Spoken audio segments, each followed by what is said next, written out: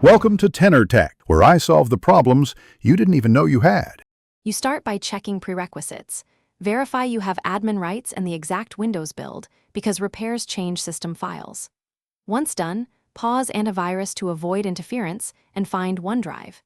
EXE in your user app data folder so you know the target.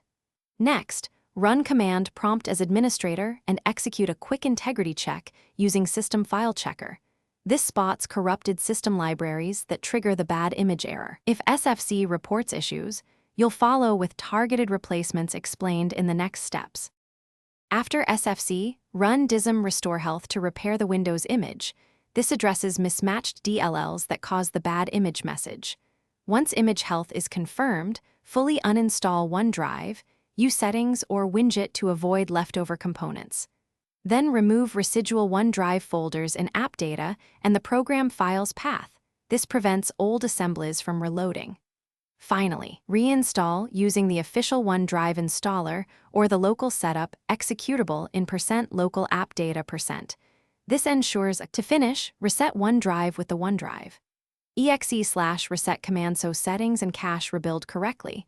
This often clears the bad image state. Once OneDrive restarts, sign in and monitor sync status. Make sure files open and thumbnails render, because those validate DLL loading. If the error persists, create a fresh local user account to see if the problem is profile-specific, and review Event Viewer application logs for faulting module names. That log entry gives the final clue for driver or DLL replacement when needed.